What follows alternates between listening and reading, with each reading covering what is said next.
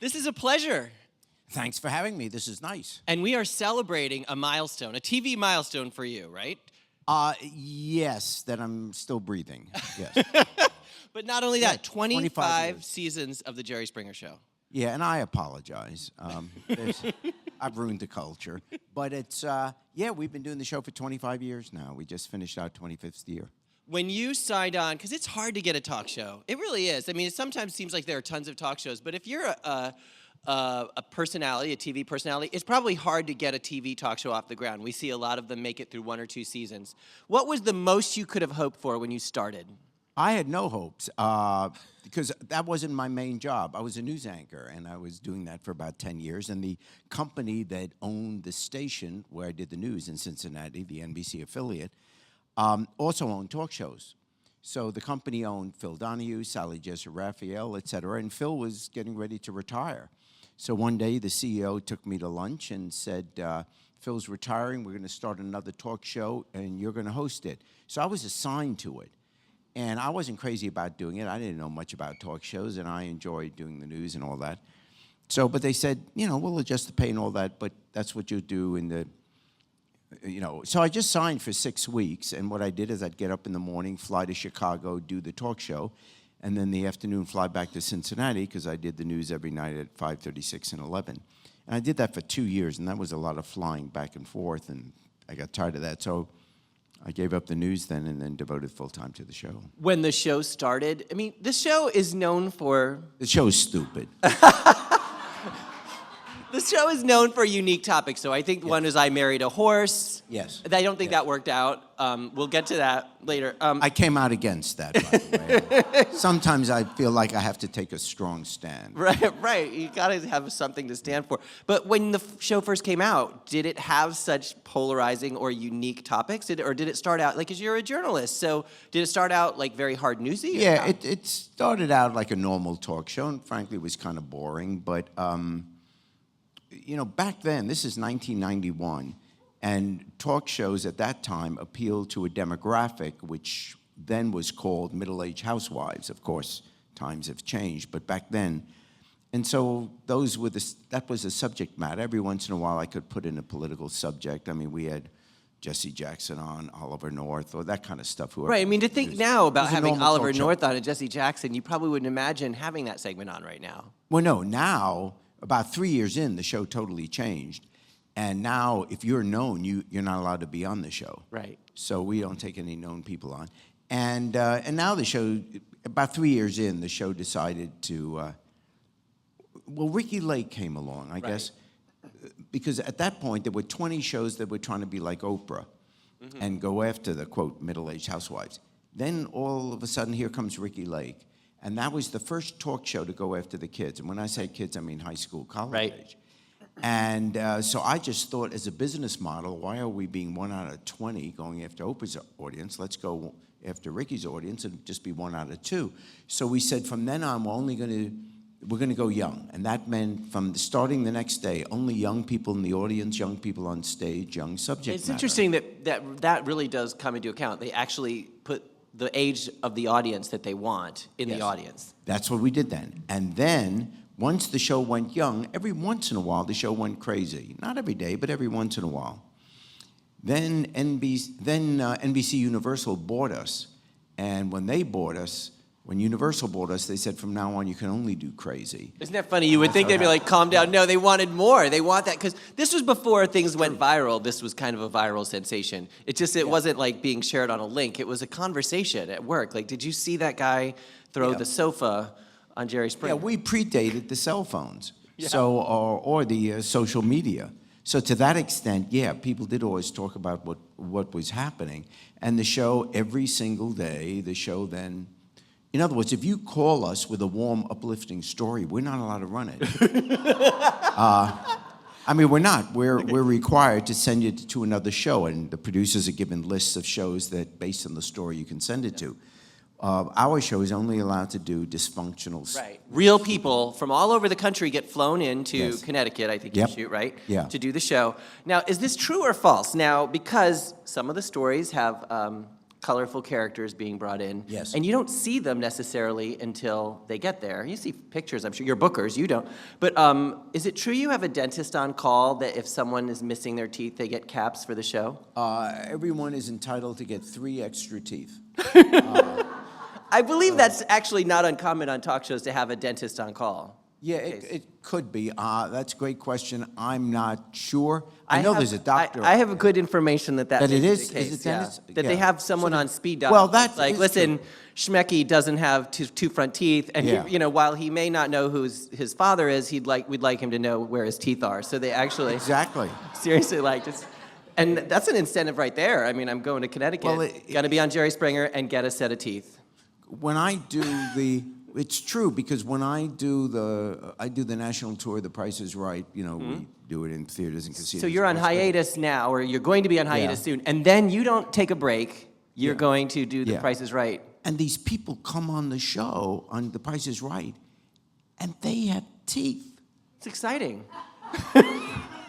And for 25 years, you do the show every day, you forget women have teeth. So when they smile, it's like, whoa, what are those? You're pleasantly surprised. You're pleasantly surprised. Okay, but we know that you were in politics as well in Cincinnati. You were the mayor. Mayor of Cincinnati, right. So when you look at the political climate right now, the presidential race in particular, I mean, coming from a world where, your TV show knows over the top and you've seen amazing moments. So when you see someone like Donald Trump, what kind of reaction does that elicit from you? Well, I've never had anyone on our show that I thought should be president of the United States. So I think you got to be able to recognize what we do is show business, but America's a serious business. And if you want to run the country and been a leader of the free world and all that kind of stuff, what are we thinking? So, I mean, you could like Donald Trump personally, that's your business. But president of the United States? I mean, it's outrageous. It's outrageous. So now, therefore, I am announcing today my candidacy for the presidency of the United States. I think we can do better. You heard it here on AOL Build. You heard it right here. And here's the thing. If I ran for president, there really would be a wall built on the border. And the reason is because you'd have to build a wall to keep Americans from trying to get out. Because Springer, Trump, oh my God, I'm getting out of here. Well, no, he has no business being president. And I say that with all due respect. And who are you? Are you supporting a particular candidate right now? Yeah, well, I love Hillary, and I totally understand people. Yeah, I totally understand. The people that are supporting Bernie. I get it. But if you're asking me who's ready to be president of the United States and who, there's some issues that Bernie has that I love. But in the overall responsibilities of the President of the United States and the knowledge you have to have about world affairs and all that kind of thing, I think, honestly, Hillary's in a better position. And I think in the end, if Bernie became the candidate, then I think the Republicans would go after... See, right now, everyone goes after Hillary. Right. But no one goes after Bernie. Right. If Bernie actually became the Democratic candidate, I do think the Republicans, that whole Fox News machine... They would just go after him, the socialists, it's the end of freedom, and all this kind of stuff. He'd be the target then. Yeah, and I think if that results in Trump being the president, we can't have that. And the reason, and I'm being partisan here, but the reason we can't have a Republican president, even among my Republican friends who are nice, decent, responsible people, whatever, you can't have a Republican president this time because whatever happens in the election, you're still going to have a right-wing Republican Congress. Until we change the districts, and it can't happen before 2020, we're going to still have the same Congress.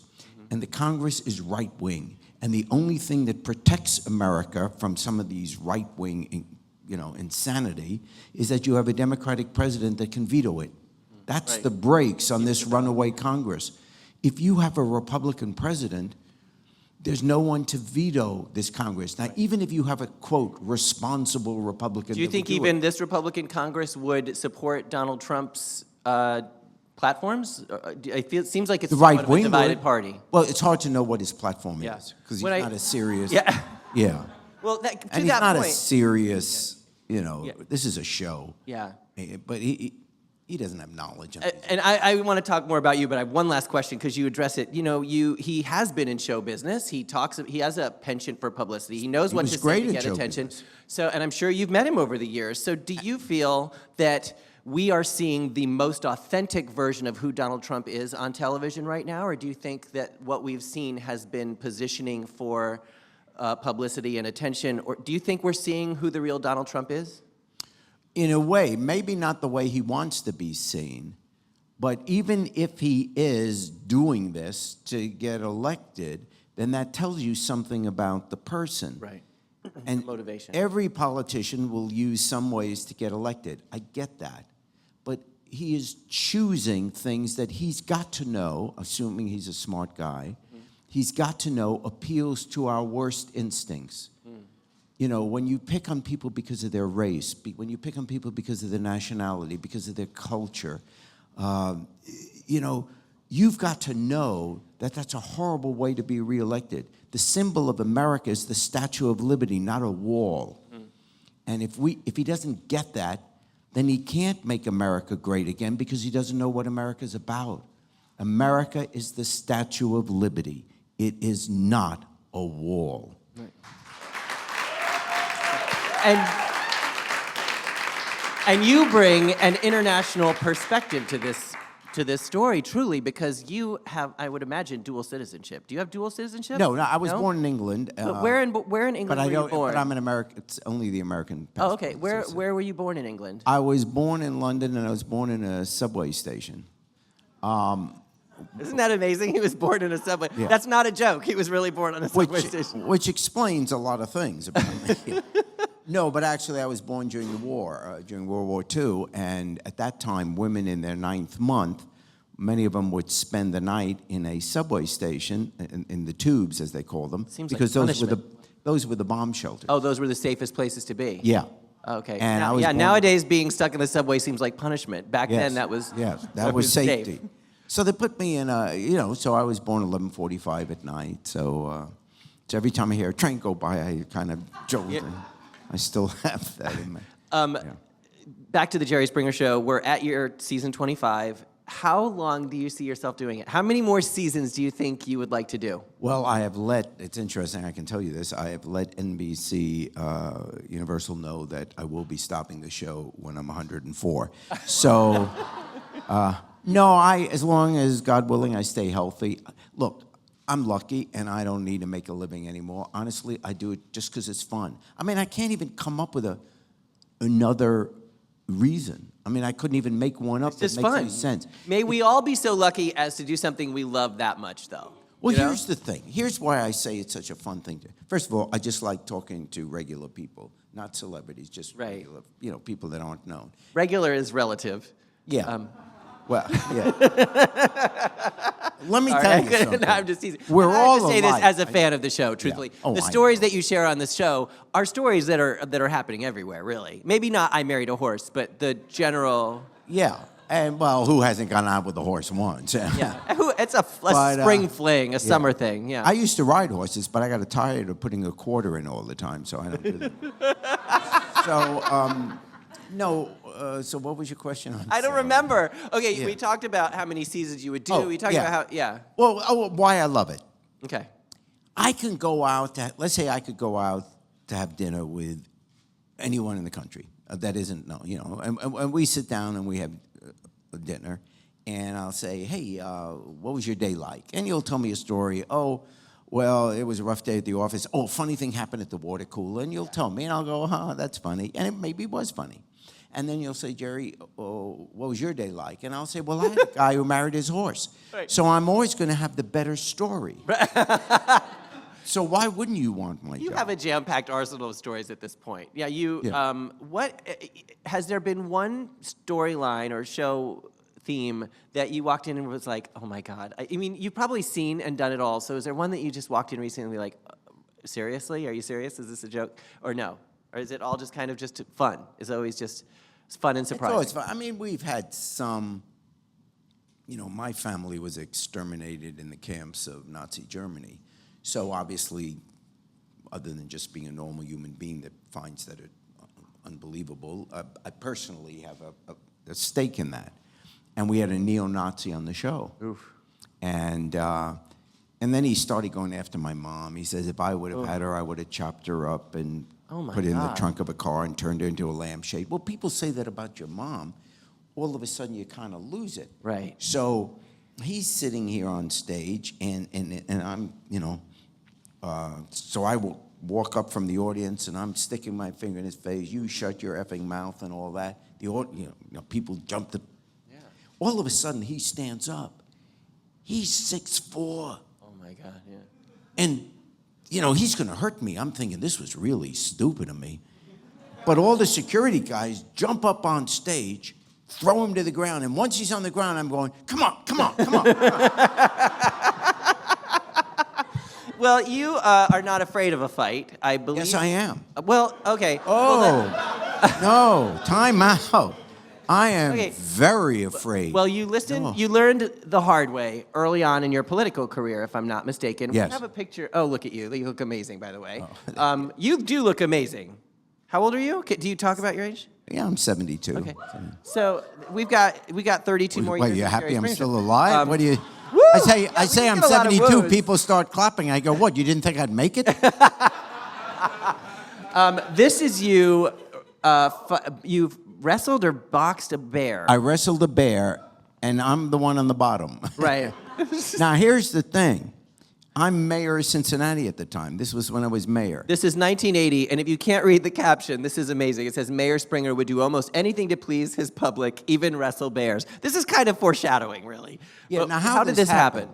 Well, when you're a mayor or when you're a governor or whatever, there's always the morning meeting. In other words, the first thing that would happen is every morning when I came in, there'd be the morning meeting. What issues are we dealing with today? What meetings do you have? Scheduling. And one of the things, there was a letter there inviting me for a charity that for they were bringing this bear to town in the Coliseum. I don't think this would happen today. I don't Probably think they not. do this anymore. But they're bringing a bear to town, and for every minute that you can stay in the ring with the bear, you would raise $10,000. I think that was the amount, something like that. So, and it was 5 months away. Back in August, you gotta, you stay in for 10 minutes. I said, really, a bear? They said, don't worry, it's trained, So I'm thinking, okay. So I just said okay, and I didn't think anything more about it. This is real embarrassing because see, I have a real phone. That's a flip phone. I love it. You have a flip phone. Ringing. I love it. Oh, it doesn't matter. Not important. You can screen that one. These things, you laugh at these phones. Let me tell you. They're tough. It's unbelievable. Like we're right here in New York, right? I could be in New Jersey, and if I call you, you could hear me using these. It's an amazing invention. I think that's Okay, the getting headline back to from the this bear. interview is you sing the merits of the flip phone. I think that is These things are unbelievable.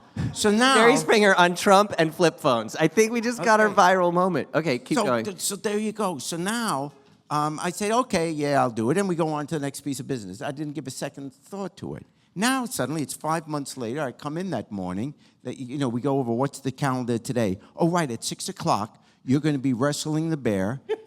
It wasn't the Coliseum, it was the Convention Center, Cincinnati Convention Center, and it's going to be on live TV. All the 3 television stations are going to cover it live. The mayor is going to be wrestling a bear. And I'm going, what could possibly go wrong? And now I'm getting physically frightened because I'm pretty much of a wimp. I mean, I don't want to get hurt. Right. So as the day wears on, I keep thinking, what am I going to do? Now you show up, and there's a huge crowd there. It's live on television during the news. And you walk in, and I see the bear. The bear's name was Victor. Victor was 550 pounds. Now, he has a muzzle. Okay, great. So you're not going to get That's still not bitten. much comfort in that when they're 500 pounds. And he's standing there, and the guy told me, the trainer told me, just before I got in, he won't hurt you. Just dance around with him. He'll wrestle with you a little bit. Just don't touch him on the nose. So fine. Now I'm scared. The cameras are on. Oh, Mayor Springer, come on, here you go. Well, you jump in the ring, and honestly, I was frightened. I was really frightened. Now I'm in the ring. So what caused this? Yeah. Well, for the first minute, I'm dancing around, And I'm not getting hurt by the beer. I figure, oh, $10,000. This is great. Now I'm starting to feel pretty good about myself. One more minute, I'm dancing around. Now I'm thinking, oh, this thing is stupid. I'll just pet him on the nose. Wrong decision. They mean it, Jerry. They mean it when they say don't hit him on the nose. This is true. Now, if you'll notice, there are no glasses on me. When the fight started, there were glasses. This doesn't look like laughter. That looks like... I am hurt, and I'm dazed. I touched his nose, and there is a picture, which you don't have here, in the Cincinnati Enquirer, I think, of me horizontal in the air. He whacked me on the side of the head. The glasses went flying, and all of a sudden, I'm down on the ground, and he's, as you can see, on top of me. And I'm really hurt. But you're the mayor. You can't cry on television. Right. And everyone's laughing. They think this is great, and I want the bear off me. Right. And I had a welt on the side of my head for weeks. Well, I'm glad to see you made it through. That's exciting. We have some questions from the audience. But before we take that one, I want to know, in the more than 30 years in the business and 25 years on the Jerry Springer Show and 72 years of life, what's the kind of takeaway? What is the thing that you've learned about how you live your life that you think we should know? Life is 99% luck. Yeah. You know, and we should all be really, really grateful. Never put up with a person saying, I made it on my own, why can't they? Right. And because there's not one person watching, one person in the audience that had anything to do with the decision to be born.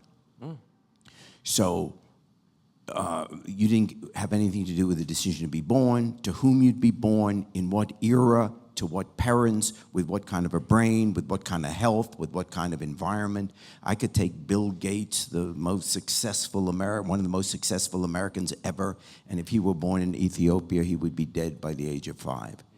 So this attitude we have, which more and more is becoming prevalent in the country, is, well, I'm not going to help those people. I made it. Let them get out and work and all that. Who are we kidding? Life is luck. And the last 1%, yeah, work hard, do the best you can, but stop being judgmental. And what you do is, for this life, any moral ethic, you say thank you. And the way you say thank you, give something back. Do something. Yeah. And when an animal trainer tells you not to do something, listen. Oh, this doesn't relate to bears. Go ahead. We have a question right where was our first question? Hey. How's it going, Mr. Springer? Good. My name is Zebby. I'm queer. Do you believe that you have any sort of characteristic or trait that has helped you over your career? I have no talent.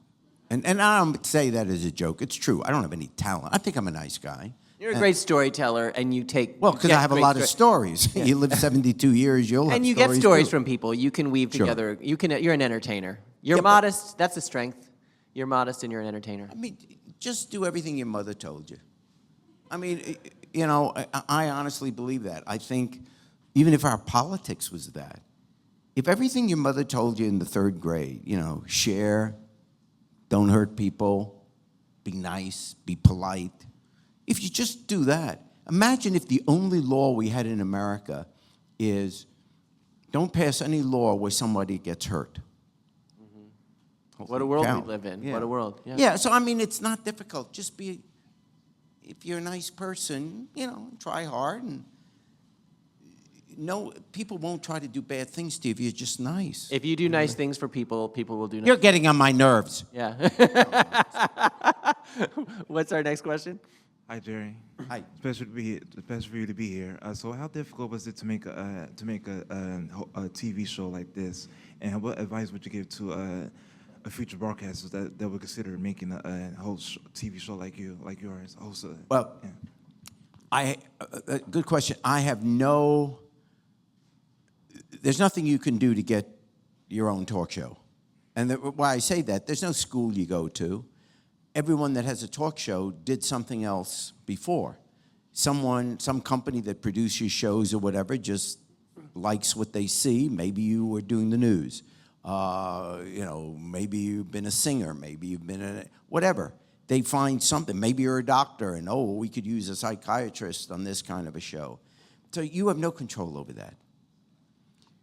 If you're interested in television, for example, work locally. Now, I admit, in New York City, locally is like nationally, so that's pretty tough. Be willing to live any place in the country if you wanted to go into television. So you start with a small station. Go to Dubuque, Iowa. Go someplace. Cincinnati. Yeah, and you start there. Here's the question, and it kind of relates to your question too. The best advice I can possibly give is whatever you're doing, be really good at it. Really work hard at it. Someone will notice. You cannot plan your life. You have no idea. When I was a kid, we didn't have television. So, you can't plan what your life is going to be. You're not in charge. But you can be really good at whatever job you currently have, whatever it is. Someone will notice, and one or two things will happen.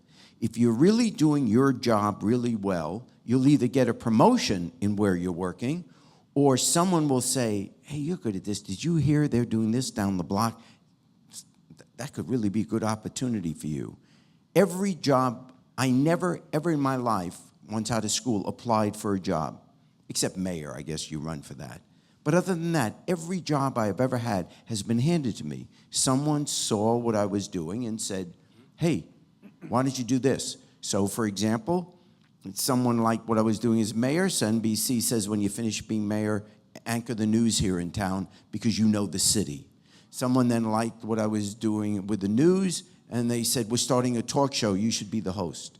And someone liked what I was doing with the show, and they said, we want you on Dancing with the Stars.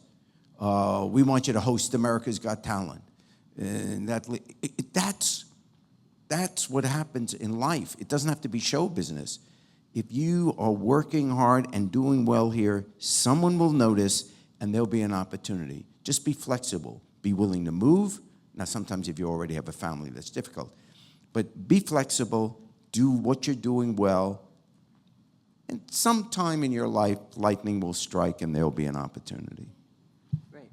Do we have time for one more? One more, yeah. Hey, Jerry. Hi. How's it going? First of all, I just want to say it's a huge honor to meet you. I owe a lot of my childhood to you. I'm so sorry. You can get help. Yeah. Literally, it would be 10:30, Nick Jr., 11 o'clock, let's turn on Jerry Springer. But A lot of people don't put Nick Jr. and the Jerry Springer Show in the same sentence, but go ahead. My question is, today is very political correct, and a lot of the subjects that you tackle is very sensitive now, but you are one of the last few remnants of the 90s where you can look at that type of thing and laugh and enjoy it, and I want to know, what's the secret of that? The secret of? Just being the last show remnant of the 90s where you can talk about these things and laugh and not get in trouble about it. Oh, well, the whole concept of, quote, political correctness, don't let Trump talk to you about that. Because let me tell you, a lot of what he calls political correctness is just being polite, just being nice, just being decent. That should not go out of style. I'm not saying that any of your personal views should be censored in terms of what you believe, but whatever you believe, there's never an excuse for insulting someone. For example, it's just a trait. I really don't curse. Not out of any religious thing. I just don't curse. I find other words or whatever. And so we bleep out curse words on the television simply because there could be people watching that, are offended by, or kids could be watching and offended by, the mother doesn't want her kid hearing the curse words right now. I mean, obviously language is changing and I understand it. But if that insults the person, just don't do it. Don't go out of your way. Don't demean women by talking in bed. That's not political correctness. That's just respecting someone, being nice. And you could have any view you want. So it's not like, the pressure of being political correct. No, it's what I said before. Listen to what your mother told you in the 3rd grade. I never got in trouble for being polite. I swear to God. And I tell my grandson that now. Because, he's 7 years old and he's starting to want to be cool and all that kind of stuff. I said, you know what? Even if your friends kind of laugh at you because you're being polite and you're not cursing, you don't lose any friends because of that. I swear to God, you will not lose friends by just being nice and polite. You can be just as funny. You can hang out with them, do what you're going to do, but you don't have to be nasty. And your show is not at the expense of other people, really. Your guests are there telling their story. It's totally voluntary, and they agree to whatever the subject matter is going to be. We don't talk about people that aren't, we don't out people on our show, which, you assume it's a tabloid show, but no. If there's going to be a surprise on the show, the guests before the show are given a list of the possible surprises, 21 possible surprises. Is that right? And they have to check okay to all the possibilities. And if there's one they can't live with, like I don't want to find out that my girlfriend was really a guy at one point or whatever, if you don't want to hear that on television, that's fine. You tell us, and then either you're not on the show or, of course, if you're not on the show, then you know that was the one. But so we're not out to, no one wants to hurt anybody on this show. It's all voluntary. I have to say, that is the most interesting thing I've ever learned about a talk show. I've never heard that before, and I think it's a kind of the secret to the show's success in a way, aside from you and the people behind it, the fact that it's a thoughtful approach to that show. Well, one, why, I can't even if you weren't a nice person, what's the benefit of hurting someone on a television show? People are going to suddenly not like the show, not want to be on, not want to, it's not necessary. It should never be necessary. But there's no motive to try to be mean to someone or hurt someone just to be on a television show. Well, the next time I interview you, I'm going to have a list of 25 surprises, and you're going to have to check each one. Yeah. Congratulations on 25 seasons. May you have 25 more. Thank you for coming to AOL Build. Remember to follow him on Twitter and Facebook. Thank you so much. Thank you.